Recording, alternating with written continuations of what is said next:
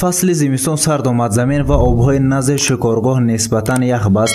در این فصل هم مسئله حیوانات وحشی و پرندگان نادر در حالتهای ناگوار میمانند. اما مسئولین جمعیت شکارچیان و ماهیداران شهر کنیبادم بهره پیشگیری از حالت گرسنگی این پرنده و حیوانات دان میپاشند. پوشیدن بیوتکنیکی دان در حدود شکارگاه شهر کنیبادم گذرانده شد. با دستگیری اعضایان این جمعیت و بخش حفظ محیط شهر کنیبادم و تشکیلات جمعیتی گروه جوانان اید به حفظ محیط اطراف عملیات پوشیدن دان گذرانیده شد. این نمود چاره‌بانی تا فراهم شدن باد و هوا در همه شکارگاه‌های جمعیت شکارچیان و ماهیداران ولایت سوخ 2-3 مرتبه تا فراوان آمدن باد و هوا گذرانده می‌شود. این چاره‌بانی در وقت سرد آمدن باد و هوا برای از ففتیدن امین داشتن پرنده و حیوانات یابایی گذرانده می‌شود. باید گفت که میدان حدود شکارچیان و ماهیداران شهر کنیبادم در منطقه زمین‌های زیرآبی آبانبار قیراقم 10,000 گکتار را تشکیل می‌دهد.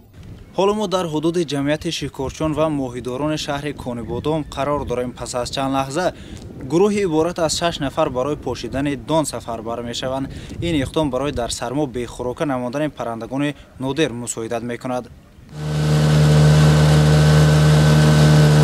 در حدود میدان جمعیت زیاده از 1450 کیلوگرم مواد خوراکی برای حیوانات و پرندگان نادر پوشیده شد. مواد خوراکی پوشیده شده بیشتر در جایهای عمومی جمع شدن پرنده ها و حیوانات های یابایی گذرانده شد. این اقدام تا فراهم شدن هوای مساعد در همه حدودهای شکارگاه های جمعیت شکارچیان و ماهیداران شهر کنیبادم تشکیل کرده می شود. مقصد اساسی آن امین نگاه داشتن حیوانات، پیشگیری فوت آنها در فصل سرما می باشد.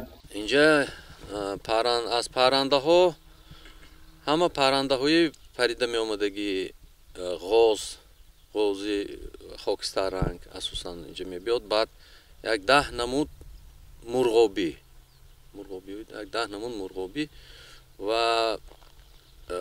در اینجا مرغی که در کتابی سور داخل کرده شده تزرو اینجا این مقیمی همین حدودهای موه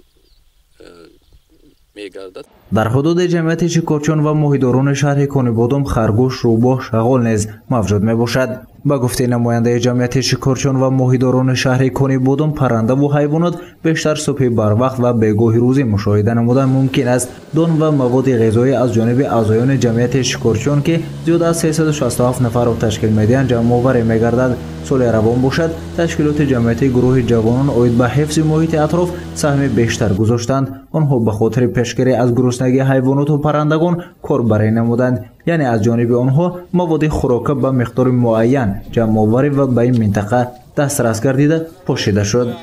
این اقدام هم مسئله از جانب جمعیت شکارچیان و ماهیداران شهر کنیبادم ادامه می‌یابد.